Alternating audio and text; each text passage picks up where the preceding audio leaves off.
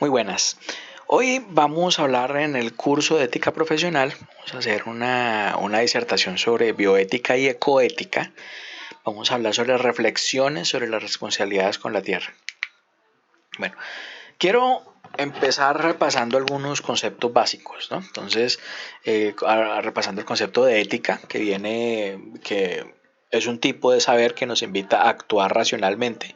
Decíamos también que es una filosofía práctica, porque lleva a la esfera práctica todo lo que nosotros hagamos desde nuestros actuales morales, ¿no?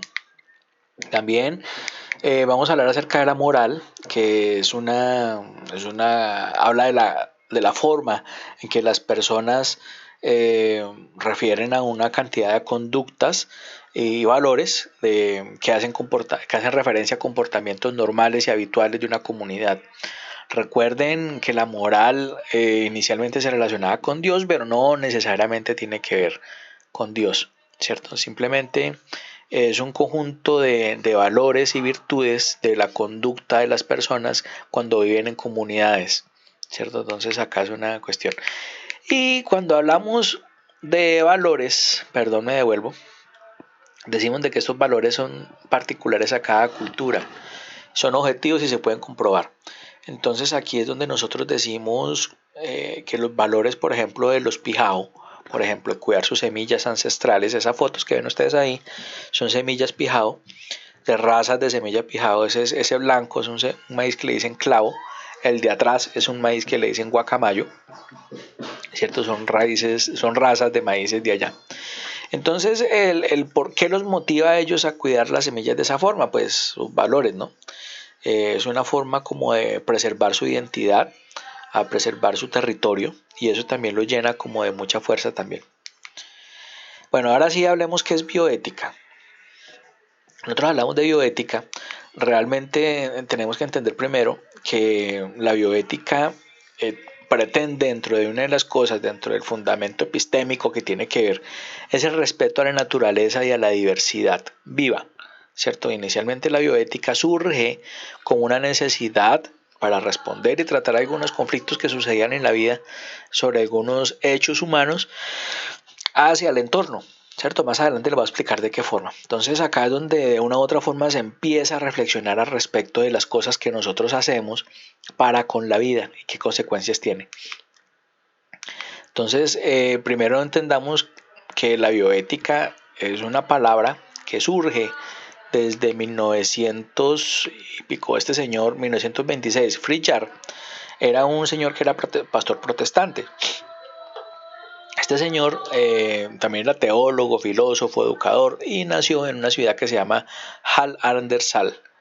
Este señor escribió, él estuvo en la Primera Guerra Mundial, él fue una persona que él estuvo muy cercano a la doctrina, él era protestante, ¿no? Él era muy religioso y todo lo hablaba acerca de la Biblia y eso, y él escribía generalmente en varios tipos de revistas científicas de la época, él fue profesor también.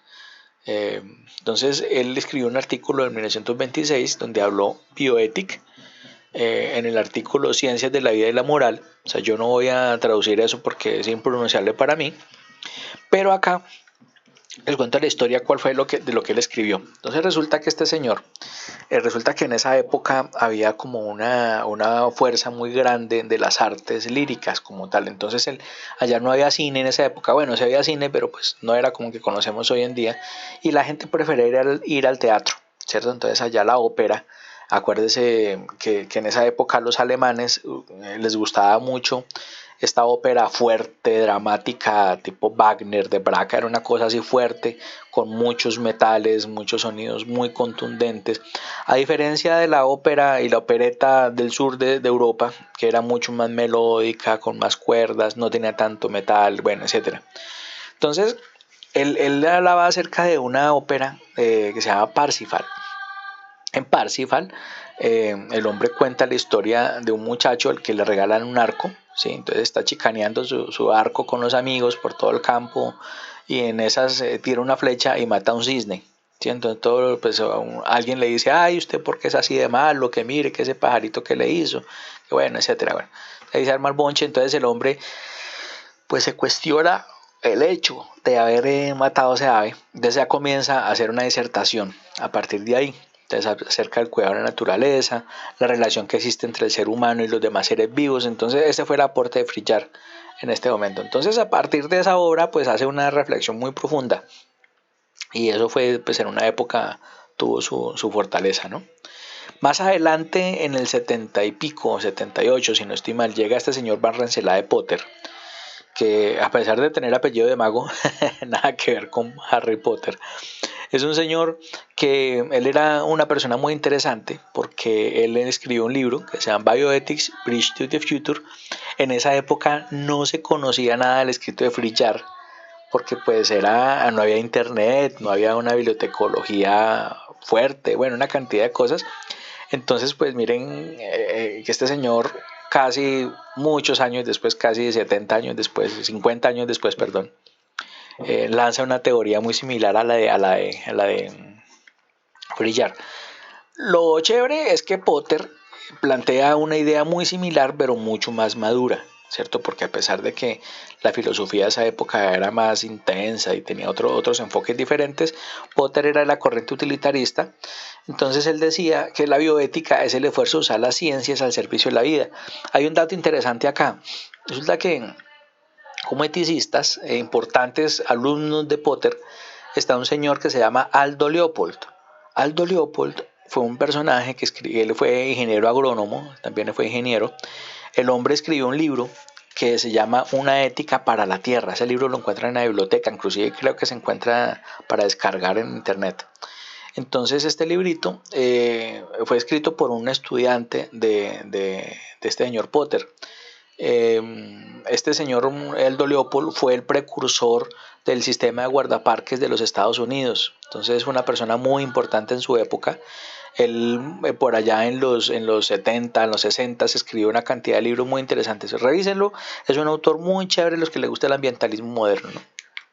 Bueno, entonces lo que yo les decía era también que muchas veces este tipo de conceptos son muy de libro y de una u otra forma pues a veces lo confunden a uno, ¿no? Entonces acá yo les comento de varios conceptos que de una u otra forma van a estar. Por ejemplo, está el concepto de Potter, está el de Gilbert Utois, el de Guy Durán, el de Paul de Chomps, está el de un librito que yo escribí en el 2012, ¿cierto? Pero por favor no se centren en uno solo, o sea, entiéndanlo. Simplemente entiendan de que la bioética es una ética por la vida, así de sencillo, ¿cierto? Que otros le quieren adornar con una cantidad de cosas, pues allá los otros. Cuando nosotros hablamos de la bioética, tenemos que entender de que hay dos tendencias bien marcadas. Primero, es esta, que la microbioética, que se refiere más a las acciones directas que tienen el ser humano hacia sí mismo, como tratando de fundamentar todo esto bueno, todas estas cosas que llegan, bueno, una cantidad de cosas, y se fundamenta mucho en el ser humano como ser ético, ¿cierto? Entonces acá hay la primera tendencia. La otra tendencia es esa tendencia donde nosotros hablamos de lo que nosotros hagamos hacia los demás. Entonces hablamos de justicia sanitaria, asignación de recursos, bueno, una cantidad de cosas. Y acá hablamos que una de esas tareas primordiales es la de promover una reflexión que nos permita entender las condiciones que hacen posible la vida y la forma de perpetuarse. Entonces, para que lo entiendan de otra forma, yo les hago un muñequito de Pocoyo de chamorro, ¿cierto? Entonces ustedes llegan y lo primero que tienen que entender es que hay una esfera ética, ¿cierto? Esa esfera ética tiene que ver con unas acciones morales que se pueden salir desde afuera hacia adentro de esa esfera ética o de adentro hacia afuera. Entonces, este momento en el cual las acciones éticas se hacen con el objetivo de que yo sea dentro de una esfera ética un ser más ético y moral, estoy haciendo acciones de microbioética, ¿cierto? Estamos hablando de la microbioética. Ya cuando esas acciones morales surgen hacia afuera, hacia el medio ambiente, hacia la sociedad, hacia la comunidad, estamos hablando de macrobioética, ¿cierto? Entonces, para que lo vean y lo entiendan de otra forma diferente. Entonces, a mí me gusta mucho hablar de ese tema porque acá me hace acordar de una cantidad de cosas interesantes. Por ejemplo, Aquí estamos hablando de que Colombia es uno de esos países con una diversidad planetaria muy alta, tenemos el 15% de la diversidad planetaria, tenemos el 0.7% de la superficie terrestre planetaria en en tierra, sin contar las plataformas continental. Tenemos una formación geológica más antigua, de hasta más de 3.000 millones de años aquí en el Piedemonte Llanero. Acuérdense que hay un mar interior, ¿no? Nosotros hablando de la diversidad cultural, nosotros entendemos de que hay por lo menos 86 culturas planetarias, esos son datos del 2010. 86 culturas planetarias, tenemos chinos, japoneses, franceses, ingleses, etcétera. Culturas planetarias. Hablamos 1780 dialectos diferentes. Cuando hablamos de un dialecto, estamos mirando las formas diferentes de hablar un idioma. Por ejemplo, acá en el Tolima, nosotros hablamos un castellano muy particular. Los del Huila hablan un castellano muy particular también, pero un poquito diferente. Nosotros acá tenemos modismos y términos y expresiones que en el Huila no tienen. Por ejemplo, el eco. Ese es muy de acá, que en el Huila no lo usan. Por ejemplo, los que son de la costa, saben que el guajiro tiene una forma muy diferente de hablar al alzamario, o al cartagenero, o el de Montería, o el del Urabá, que es como más pacífico, ¿no? Dentro del Pacífico también se siente, bueno, etcétera. Todas esas formas diferentes de hablar un idioma es lo que nosotros referimos a dialectos. También tenemos que entender de que esos dialectos surgen de más o menos 70 lenguas diferentes que hablamos en el país. Por ejemplo, acá en San Andrés Islas hablamos el creole, que es una lengua de allá, ¿cierto? Que pueda considerarse como un dialecto, ¿no? Pero algunos dicen que es un idioma propio, lo mismo que no caña, lo cañol, también es un dialecto. Pero por ejemplo, acá hablamos inglés, hablamos francés, hablamos portugués, hablamos de una cantidad de idiomas diferentes, e incluso las lenguas indígenas, las ticuna, murihuitoto, inga, guambianos o nazas. Acá tenemos los guayú, tenemos los cácabas, bueno, etcétera. Una cantidad de lenguas que nosotros tenemos que entender que son diferentes, de acuerdo con lo que nosotros estamos según el territorio donde estemos. También tenemos que entender que nosotros somos un país favorecido geográficamente con una cantidad de cuestiones. Por ejemplo, somos uno de los 8 países del mundo con una radiación solar perpendicular más pareja durante todo el año. Esto se debe a que nosotros estamos muy cerca del Ecuador. Miren, nosotros estamos sobre la línea del Ecuador, una parte de nuestro territorio. Eso hace de que acá tengamos una radiación solar que más o menos en promedio está cerca de 11 horas y media a 12 horas. ¿Qué significa esto? De que tenemos una radiación solar donde las noches y los días van a ser más o menos muy parecidos. Sí, yo sé que más de uno me va a decir, ay, pero eso cambia en el año, claro, pero no tanto como en otras latitudes, ¿no? Por ejemplo, yo sé que ahorita en el norte de Estados Unidos está anocheciendo tipo 9 de la noche, porque ya está entrando el verano, ¿cierto? Pero en invierno anochece más temprano, ¿cierto? Entonces las horas de luz cambian y aparte su clima cambia. Aquí nosotros simplemente tenemos que cambiar de altitud para encontrar un clima que nos favorezca, ¿cierto? Y al tener una radiación solar más pareja, tenemos una diversidad más alta, ¿cierto? Por algo somos el tercer país más diverso del mundo. Bueno, tenemos un gradiente altitudinal de 0 metros a 6.000 metros en solo 28 kilómetros en línea recta a partir de la costa. En la Sierra Nevada de Santa Marta somos el país que tiene las cumbres nevadas más cerca del mar, ¿cierto? Tenemos el primer lugar de endemismo planetario, somos el país con más especies endémicas de todo el planeta y somos uno de los 3 sitios de intersección con páramos como reserva de agua. Entonces esto es importante que lo reconozcamos también porque pues de todas formas es una fortaleza muy grande que tenemos nosotros. Con respecto al agua, quiero comentarles que en Colombia nosotros tenemos una oferta hídrica que supera muchas veces la oferta que que otros países tienen. Entonces nosotros acá tenemos una oferta hídrica escorrentía de más o menos 59.000 metros cúbicos por año por habitante en oferta de agua. Esto supera muchísimo a otros países, ¿no? Tenemos acá un caudal específico de escorrentía superficial de 58 litros por segundo por kilómetro cuadrado, que eso es 3 veces mayor que el promedio suramericano y 6 veces mayor que la oferta hídrica específica promedio a nivel mundial. Entonces aquí es donde nosotros podemos saber que Colombia es un país bastante rico. Miren, entiendan, por ejemplo, que la mayoría de nuestros ríos surgen en esta parte andina, en el macizo colombiano y bueno, en toda la cordillera, pero específicamente acá, mire la cantidad de ríos que nacen. Todos estos ríos que confluyen en la Orinoquía y la Amazonía salen de acá de esta cordillera, ¿cierto? Entonces es importante también que ustedes tengan en cuenta esto. Bueno, y ya para entender la ética práctica como tal, que es en realidad como yo llamaría a la bioética, ¿cierto? Porque ya hablamos de que la ética es una filosofía práctica, ¿no? Entonces yo hablo acá que la bioética es una ética práctica. Necesitamos una serie de elementos que de una u otra forma nos van a ayudar a tomar algunos tipos de decisiones. Entonces, obviamente cuando tenemos un desarrollo científico o alguna cuestión que nosotros hagamos como seres humanos, van a haber unos cuestionamientos éticos que más adelante van a hacer que tomemos postura y formemos comités éticos que por necesidad vamos a necesitar los principios. Entonces acá es donde nosotros hablamos de la bioética principialista. Esta bioética principialista surge de la doctrina que comienzan a crear esos dos señores, Bechón y Childress, que fueron dos médicos. Resulta que en esa época Bechón y Childress empezaron a mirar uno de los fundamentos de ese escrito que ellos sacaron fue el famoso informe Belmont.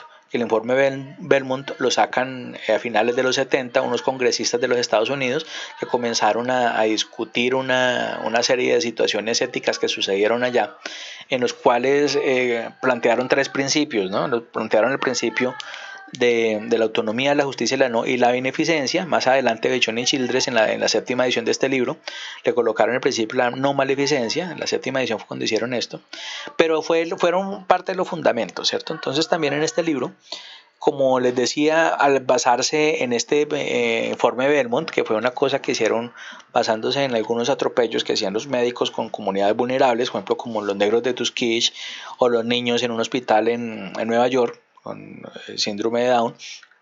Entonces hay una serie de atropellos que sucedieron. Entonces ellos cuestionan esto. Entonces proponen estos tres principios inicialmente, autonomía, justicia y beneficencia, pero luego hablan de la no maleficencia, ¿cierto? Entonces también hay otros principios que ellos nombran ahí, pero que estos cuatro son los principales que ellos toman. Ya la bioética moderna los toma y los adapta a otras circunstancias, entendiendo de que esto nació básicamente por este libro Principios de Ética Biomédica, que escribieron estos dos señores, porque ellos eran médicos, uno era oncólogo, otro era pediatra, ¿no? Y ellos también fueron estudiantes de Potter, ¿no? Para que lo vean de esa forma. Cuando nosotros hablamos de la autonomía, yo quise mostrarles esta imagen, porque la autonomía en realidad es un concepto que tiene que ver con la capacidad de regir las mismas acciones, o sea, hablar del concepto de libre albedrío.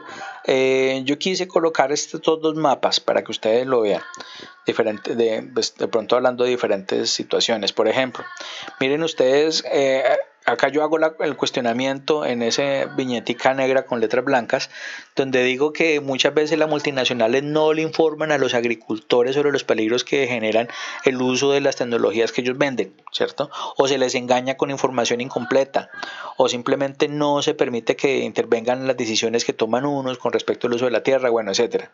Entonces acá se está afectando el principio de la autonomía. Entonces, ¿qué pasa? Miremos en esta imagen de la izquierda la situación de los cultivos biotecnológicos en el mundo. Mire, los países que más transgénicos tienen son esos que tienen esta marquita verde oscuro, ¿cierto?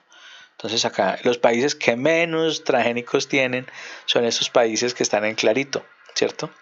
Y comparémoslo con esta otra imagen de acá, donde hablamos de las leyes de etiquetado para alimentos transgénicos, donde se dice que los países, por ejemplo, que ya hay países que inclusive impiden la importación de alimentos transgénicos como tal. Estos de verde más oscuro hablan de que se etiqueta obligatoriamente todos los productos transgénicos desde un contenido del 0.9% de contenido, ¿cierto? Y el que sigue más verde clarito es este ejemplo, como está Brasil, acá está la India, es etiquetado obligatorio para muchos transgénicos a partir del 1% de contenido transgénico por ingrediente o alimento. Y el verde más pálido, etiquetado obligatorio de algunos, un porcentaje mínimo indeterminado. La legislación no está muy bien hecha todavía, ¿cierto? Entonces, para que ustedes lo vean como de una forma en como, mire, Colombia ni siquiera aparece. Y miren con el contraste entre los dos mapas, ¿no? Entonces acá tenemos una situación bien interesante que podemos analizar después. Entonces eso es lo primero. Bueno, el concepto ya de justicia. Nosotros hablamos de la efectivización del principio de igualdad de oportunidades y acceso a ellos. Acá yo coloco estos señores de la Policía Nacional, acá porque precisamente quiero hacer una aclaración. La Policía Nacional y las autoridades de este tipo no tienen acción sobre la justicia, simplemente hacen cumplir la ley, que es diferente, ¿cierto? O sea, es diferente porque ustedes saben la cantidad de atropellos que muchas veces esta gente hace, ¿cierto? Simplemente por desconocimiento de la norma. Pero una cosa es la justicia y otra cosa es la ley, ¿cierto? Entonces, por ejemplo, yo coloco el ejemplo de las comunidades ancestrales, ¿no? Porque ellos efectivizan este principio de justicia cuando afirman que la naturaleza tiene derechos similares a las personas, ¿cierto? Entonces aquí es donde tenemos mucho que aprender de ellos.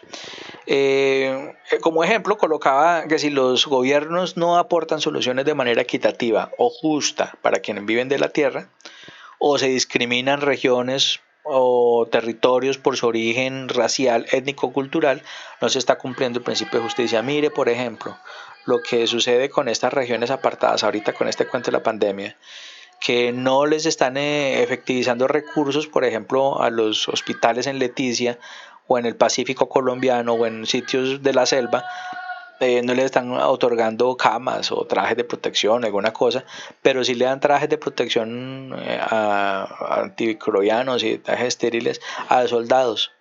O sea, a mí me parece es un despropósito. Aparte de eso, bueno, ya son cosas como muy personales que estoy en contra de este gobierno.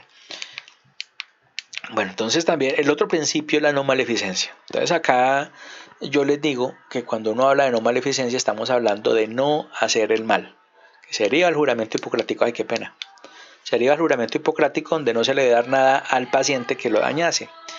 Entonces, aquí estamos actuando maleficientemente cuando usamos un enzimo agrícola pensando en el mal que puede provocar, pero no le advertimos a las personas qué pasa con esto.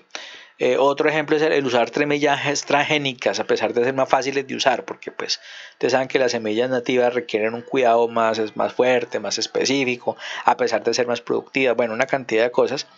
Estos paquetes tecnológicos provocan problemas, ¿cierto? Otro ejemplo que yo les puedo colocar es el uso del paquete tecnológico por parte del agricultor, por sugerencia del vendedor, porque simplemente el vendedor necesita cumplir una cuota, ¿no? Que a veces le exige la empresa donde trabaja. Y gracias a esa cuota, pues tiene camioneta, tiene una casa, un apartamento, tiene moza, tiene todo. Pero entonces es debido a cómo se ha ganado el salario, ¿cierto? Entonces, ¿es una forma ética o no? El ejemplo que yo les coloco acá en la foto es un cultivo de soya. Si ustedes se dan cuenta, la soya en Bolivia, en Brasil y Argentina ha provocado este problema de deforestación tan bestial. Todos estos son campos de soya que son desiertos verdes prácticamente.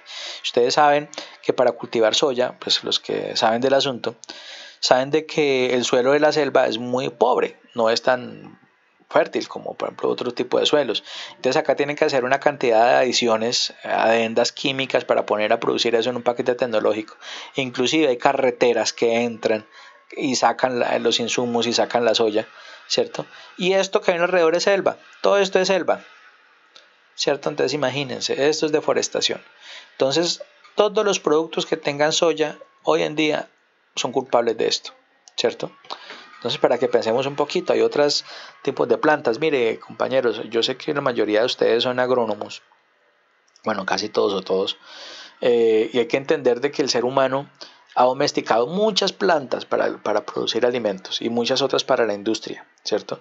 Este mismo ejemplo se ve con la caña de azúcar y se ve con la palma aceitera, ¿cierto? Donde deforestan cantidades inmensas de selva.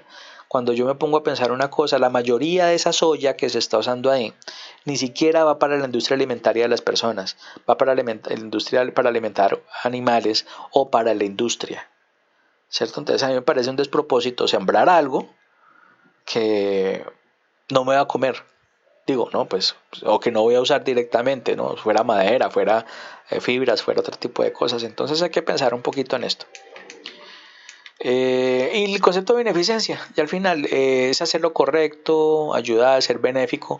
Entonces por acá nosotros hablamos de una cuestión que, por ejemplo, la agricultura orgánica, yo les coloco ese ejemplo acerca del concepto de beneficencia, porque al hablar de agricultura orgánica estamos hablando de empezar a entender una cantidad de relaciones que existen en la naturaleza, estas relaciones simbióticas. Por ejemplo, yo les hablo acá de una cosa, ustedes ven este rastrojero, ¿no? Ustedes conocen esta variedad de repollo, que es un repollo que le dicen repollo chino, ¿no? Es un repollo que no es muy comercial, pero el repollo convencional sí, mírelo, ¿cierto? Entonces este señor tenía problema con la mariposa de la col. Entonces, ¿qué hizo? Acá en esta cerca viva, tiene maracuyá y tiene otras cosas ahí, colocó unos parapeticos donde todos los días le colocaban bananito y los pajaritos llegaban ahí. Entonces el pajarito, todos los atrapamoscas, llegaban y se comían las mariposas. Aparte de eso, el gusano de la col prefería esta crucífera, esta otra planta, el repollo chino que llaman, y mire, está todo picadito, pero ustedes ven el repollo y está sanitico, sanitico, ¿cierto? Aparte de eso, en este rastrojero hay muchas plantas que tienen flor y hay mucho parasitoide, muchas avispitas, arañitas que ven ahí que ayudan también al proceso de control biológico. Entonces uno se podía meter a esa finca, yo lo vi porque lo hice, esta foto la tomé yo, a sacar directamente las plantas y metérmelas directamente en la boca sin miedo a un agroquímico. Es una finca totalmente orgánica, eso es en Carmen de Viboral. Bueno, ya para entender esto, yo quiero que nosotros hablemos de estos tres momentos éticos en las ruralidades colombianas con respecto al medio ambiente. Entonces acá yo les ofrezco una reflexión que hicimos hace un tiempo, eso salió publicado en un artículo hace poco, no me acuerdo, como un año más o menos, donde propongo tres momentos: la apatía, la simpatía y la empatía moral. En el primero, en la apatía, propongo que el momento en el cual se caracteriza porque el ser humano usa el recurso porque es útil para él, pero no se preocupa de dónde viene. Tampoco se preocupa por la sostenibilidad, porque en este momento no tiene importancia para él. Entonces, acá los ejemplos están en blanco. Hablamos de la agricultura extensiva, la falta de educación ambiental, el desarraigo de territorio. Eso es lo que pasa muchas veces con los trabajadores rurales, que a pesar de trabajar en el campo no tienen una identidad con el territorio donde están trabajando, ¿cierto? Entonces eso también hace que sucedan algunas desavenencias ambientales. Y eso pues obviamente van a provocar algunos daños más adelante. Entonces eso es lo que nosotros llamamos la apatía, ¿cierto? El siguiente momento es la simpatía moral, donde decimos que el ser humano cuida de un determinado recurso para incrementar su productividad, pero se usan recursos o técnicas inapropiados que lo desgastan y lo vuelven finito. Entonces acá hablamos de la famosa revolución verde, ¿no? Las fábricas verdes, la intensificación agrícola, la maquinización excesiva, ¿cierto? O sea, yo no estoy en desacuerdo con que se maquinice o se apliquen insumos químicos, ese tipo de cosas, pero usarlos adecuadamente, ¿no? Siempre con base en unas recomendaciones y no porque el paquete tecnológico diga que tiene que aplicar tantos bultos de tal cosa, porque miren el problema grande que se han convertido algunos tipos de cultivos, ¿no? Sobre todo en zonas protegidas. Entonces esa es la famosa simpatía moral. Y evoluciona luego a una empatía moral, donde se caracteriza porque el ser humano cuida el recurso natural, colaborando con la naturaleza para que este recurso sea aprovechado por más tiempo sin producir detrimentos en su productividad. Entonces acá hablamos de la verdadera agronomía, que son las técnicas adecuadas de conservación de suelos, aplicación de conceptos de agroecología, producción limpia, menos costos sociales económicos, la conservación de la biodiversidad, el rescate de la memoria biocultural como tal. Entonces aquí es importante que ustedes entiendan de qué manera la profesión que ustedes tienen puede impactar positivamente o no una comunidad. Entonces, eso es como lo que... Acá también yo quisiera que seamos conscientes de que nuestra escuela agronómica es una escuela que se basa en la Revolución Verde. O sea, ustedes son hijos de profesores que trabajaron desde la Revolución Verde. Son muy poquitos los que están ahorita cambiando ese paradigma, pero es un paradigma que toca cambiarlo poquito a poco. O sea, no digo que sea malo, sino simplemente que son cuestiones de escuela, ¿cierto? Bueno, entonces ahora sí hablemos de la ecoética, la ética ambiental y la bioética profunda. Simplemente Quiero comentarles que esto realmente es un grupo de conceptos o de términos que nos ayudan a, para entender una cantidad de principios que nos ayudan a entender por qué la tierra debe cuidarse, cómo nosotros como animal ético podemos hacer lo posible para que seamos un animal ecológico, ¿cierto? Entonces aquí nosotros vamos a hablar de diferentes cosas, hablamos de valores, ¿cierto? Hablamos de ética también, entonces acá ya les explico un poquito esta cuestión. Entonces quiero primero hablarle de tres situaciones. Las tres situaciones son situaciones en las cuales se involucra este concepto de la ecoética como tal. Entonces acá hablamos, entonces en la primera imagen donde está la señora hablando, esos que se ven ahí son mis compañeros de estudios de doctorado. Ahí esa primera señora que aparece a mano derecha, la que está agachando la cabeza, se llama Magnolia Cano, que es una entomóloga muy famosa y muy tesa. Ella, Magnolia, es una de las entomólogas que más ha estudiado las polillas en Colombia. Ella trabaja con la Universidad de Antioquia, con la Nacional de Medellín, perdón. Acá hay un agrónomo también que ha trabajado mucho con micorrizas. Esta chica gordita que está de primeras, ella es bacterióloga y trabaja también con esos temas agroecológicos. La monita también es bacterióloga. Bueno, entonces ahí quiero comentarles qué estaba haciendo esta señora de naranja. Ella nos está explicando cómo ellos se agremiaron, se asociaron y empezaron a hablar de buenas prácticas agrícolas, siendo ellas víctimas del conflicto armado. Ellas fueron desplazadas por paramilitares, un grupo de señoras, entre todas compraron una finquita, como 7, 8 señoras compraron una finquita, como de 4 o 5 hectáreas, y comenzaron a sembrar de forma orgánica, pidieron asesoría, una ONG las estaba ayudando, también se patrocinaron por fondos del Estado, de convocatorias, de ayudas de multinacionales y este tipo de cosas, y entonces allá ellas empezaron a trabajar promoviendo mucho desde la agricultura el desarrollo endógeno de la comunidad. Y es un cuento muy interesante. Ellas viven en Río Negro, en Antioquia. Ellas inclusive es muy interesante porque la finca de ellas está cercada y del lindero para afuera están todos los vecinos aplicando químicos en forma, pero ellas no aplican un gramo de nada. Entonces ellas están ahorita trabajando mucho con plantas medicinales y con flores nativas. Entonces es un cuento muy bonito el que ellas tienen ahorita. También en esta imagen de la derecha arriba, donde está el ancianito abrazando esa guadua, estamos hablando de que, por ejemplo, en algunas comunidades los jóvenes no participan de una manera fuerte en las transformaciones que se hacen en sus territorios. Es el ejemplo del pueblo pijao. Los ancianos pijados son tal vez las últimas personas con una sabiduría grande. Los estamos perdiendo. Hay mucha sabiduría que se está perdiendo respecto a tipos de agricultura, formas agrícolas, semillas nativas. Lo digo porque yo trabajo mucho en esa zona y he visto cosas muy interesantes. Yo sin ser agrónomo he visto cosas que ellos usan para protección de suelos, por ejemplo, evitar las carcas, cosecha de agua, bueno, una cantidad de cosas que son inherentes al territorio, que de pronto el agrónomo prefiere abrir un canal de riego que usar las técnicas tradicionales que ellos usan, ¿no? Entonces eso también es importante y hay que volver un poquito a reconocer ese tipo de cosas interesantes que ellos nos pueden dar. Ya abajo, en la foto de abajo, les quiero hablar porque el sector rural, ustedes lo saben, es el que más participa en un conflicto donde no tienen una representación adecuada de lo que sucede en el país.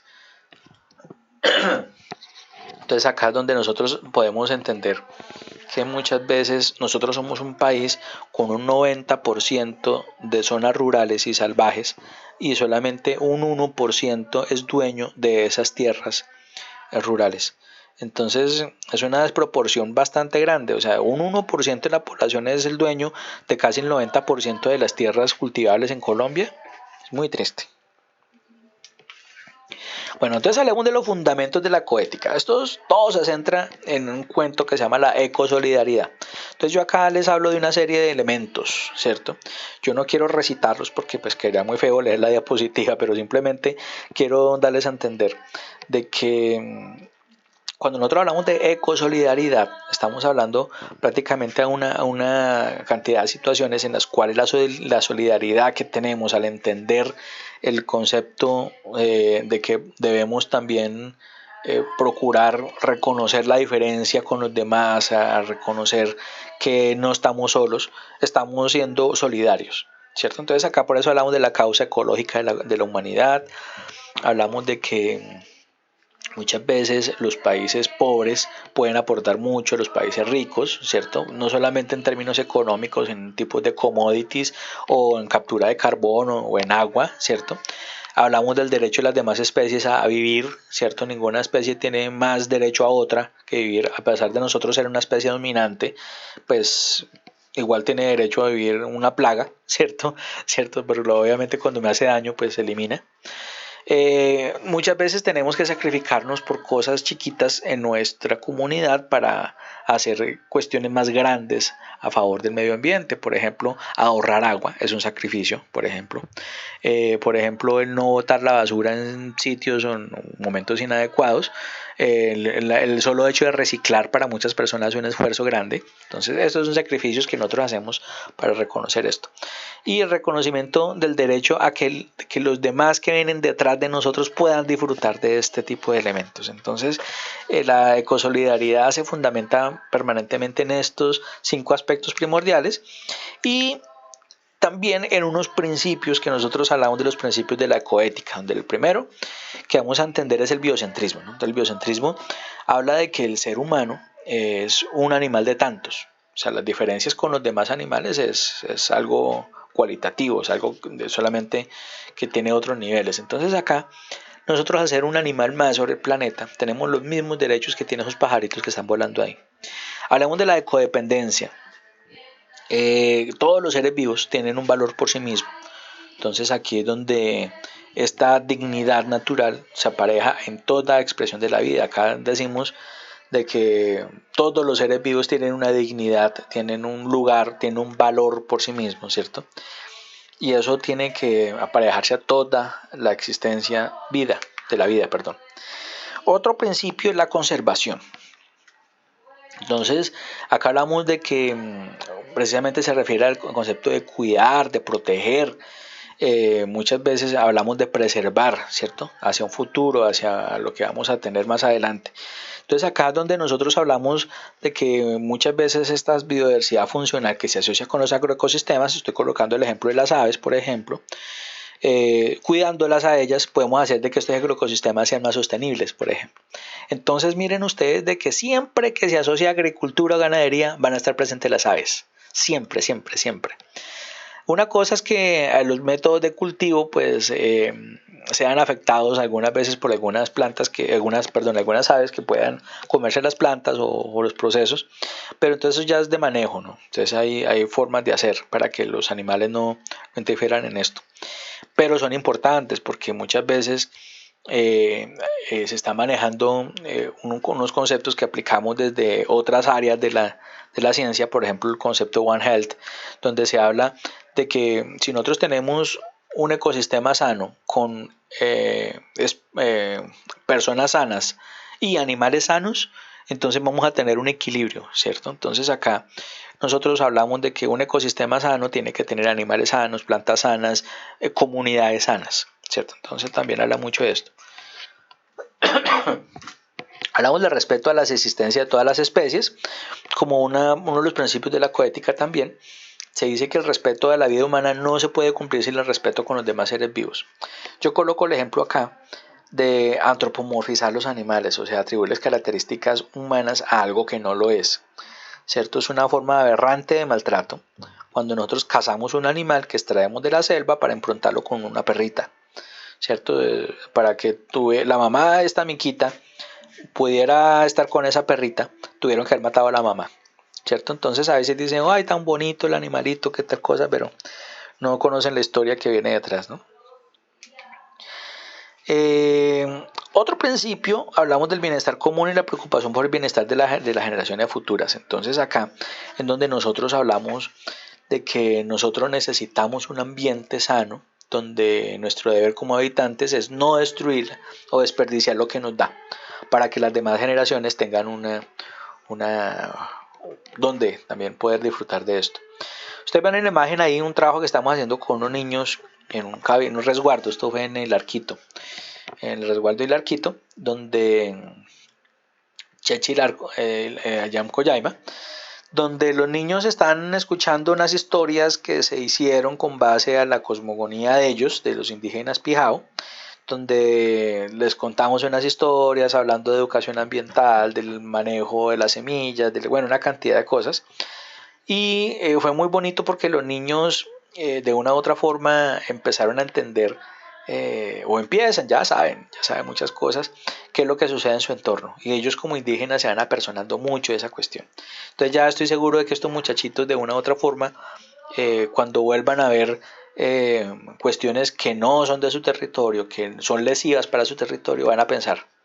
Y ese pensamiento, ustedes saben que si acá en este curso hay personas de comunidades indígenas, saben que desde muy chiquitos les inculcan el pensar, siempre pensar. Bueno, una persona que quiero mucho me dijo una frase alguna vez, que esta persona es una señora de Coyaima, que se llama doña Claudina. Ella me dice, si queremos dejar a nuestros hijos un planeta donde vivir, debemos entender que conservando, cuidando y protegiendo lo que tenemos, vamos a tener donde hacer realidad nuestros sueños. Es un mensaje que me dejó una señora indígena muy querida, y yo creo que ella no tiene ni quinto de primaria ni siquiera, y mire ese mensaje tan profundo que nos deja, ¿cierto? Entonces, bueno, acá es una imagen. Bueno, para terminar ya, les quería contar, bueno, estas son imágenes de cuando nosotros hablamos de ejemplos de lo que sucede con la naturaleza cuando no la cuidamos, ¿no? Entonces, simplemente acá hay varias imágenes que quiero resaltar. Vean la ranita que le falta una patica.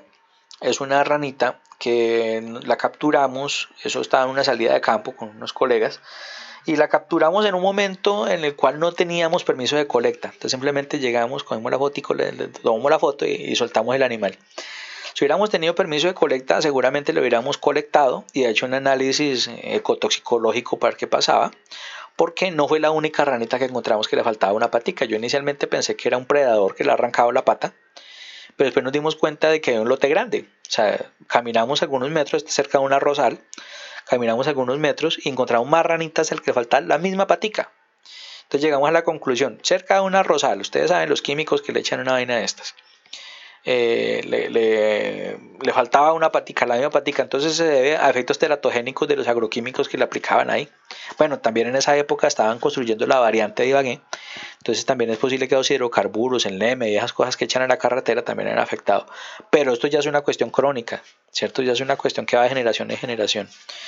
Animales como la chucha, que son tan satanizados, son animales extremadamente valiosos en los ecosistemas. Los murciélagos, esta es un murciélago de un género que se llama vampiresa, es un animal hermoso, es una hembrita, estaba preñada precisamente. Los anfibios, que los anfibios, como les decía, son indicadores excelentes de cómo funciona el ecosistema. Y esta especie, esta centrolene, la que está a la derecha, que es una ranita de cristal, ustedes le dicen ranita de cristal porque se le ven las vísceras cuando se la coloca detrás de un vidrio, es muy bonito. Son indicadores. Por ejemplo, mire lo que pasó con la ranita de la patica. Entonces ya sabe uno de que van a suceder cosas ahí interesantes. Bueno, ya para concluir, hablamos de que las acciones de los seres humanos deben responder ante situaciones específicas. Entonces acá nosotros siempre hacemos algo y todo lo que hacemos lo justificamos. Mire, este señor, por ejemplo, tiene ahí ese armadillo y no es para decirle tan bonito, es que se lo va a comer, ¿cierto? Es un cazador, ¿cierto? Entonces, inclusive este tipo de personas van a cazar con uniformes, con reflectivos y todo, porque él me dice, es que si me meto sin nada de esto al monte, otros cazadores me pegan un tiro. ¿Ven? Entonces, es una costumbre muy arraigada acá en el Tolima, la cacería. Entonces, hablamos de que este comportamiento ético no surge de hábitos, obediencia a patrones o reglas, sino a unas cuestiones muy particulares a ellos. Entonces, aquí lo que modifica el comportamiento para hacer una acción ética es la disposición interna de las personas. Ese señor dice, ay no, pobrecito el animalito, soltémoslo, ¿cierto? Porque aparte de eso usan perros para cazar y toda la cosa, y escopetas y toda la cosa. Así él dice, no, qué boleta cazar. Sí, sobre todo que es una persona que no necesita cazar porque él vive en la ciudad, ¿cierto? Entonces, pues bueno. Dentro de las conclusiones que también podemos hablar acerca del virtuosismo, ¿no? Yo hablo mucho de las comunidades ancestrales porque de una u otra forma ellos son el ejemplo para nosotros. Esos dos abuelitos que están ahí son de una comunidad en Tamanaza, en Rivera Huila, en el resguardo Paniquita. Ellos son dos abuelitos, yo creo que eso fue hace rato, eso fue en el 2013. Entonces hace 7 años, ojalá estén bien los viejos ahora. Entonces y la foto de arriba es de un altar huitoto, ¿cierto? Es de una comunidad del Putumayo. Entonces decimos que los virtuosos ponen atención a su naturaleza de manera correcta. O sea, nosotros cuando una persona virtuosa como los indígenas, los sabios indígenas, se aseguran primero de entender qué es lo que sucede a su alrededor para así tener un juicio moral que activan de una u otra forma por una disposición correctamente activada. Si yo quiero ser una buena persona, procuro serlo, ¿cierto? Entonces aquí nosotros decimos que las acciones éticas de los seres humanos dependen también de la disposición que se tenga. Nosotros ya habíamos hablado antes con el cazador, que es una persona que cazó porque quiso, nadie lo obligó, ¿cierto? Y aquí también decimos de que las personas que quieren cuidar y que quieren hacer algo bueno, pues también deben tener esa disposición moral. Entonces, aquí hay que entender de que las personas deben ser conscientes de un papel en la naturaleza y un papel en la comunidad, ¿cierto? Entonces aquí es donde nosotros hablamos de que eh, si nosotros somos personas éticas, podemos hacer que se cuide un recurso, a pesar de que nosotros también como humanos estamos compitiendo por ese recurso. Si ustedes se acuerdan, este señor que sale ahí al lado conmigo es don José, es un viejito que él trabajó en la granja de Armero muchos años, sé que ahorita está grande y está enfermito, no sé si estará bien, ojalá que sí. Entonces, bueno, como conclusiones yo le puedo decir de que la bioética nos aporta herramientas para tomar determinaciones importantes para cuidar la naturaleza. Si ustedes usan la bioética como una herramienta para tomar decisiones, yo creo que van a darse cuenta que todo lo que hagan en su vida profesional va a estar centrado con esto, porque ustedes trabajan con seres vivos, ¿cierto? Solo el hecho de aplicar una adenda química a un suelo, yo sé que ustedes están mirando si el examen de suelo, el análisis de suelo está adecuado, si está bien hecho, si es necesario, ¿cierto? Para aplicar esa adenda. Igual para algún producto, para acabar con alguna plaga o alguna cosa. Entonces nosotros acá miramos que muchas veces nosotros usamos la conservación como una herramienta, ¿no? Porque a partir de ahí podemos usarla como algo para lograr la preservación de nuestra especie como tal. Entonces nosotros acá usamos los recursos de una forma que mal manejados pueden llevar a consecuencias no deseadas. Compañeritos, muchísimas gracias. De verdad, yo les agradezco mucho por haberme escuchado. Eh, yo los espero entonces en sus comentarios. Por favor, ya saben dónde encontrarme. Nos vemos. Muchas gracias por todo.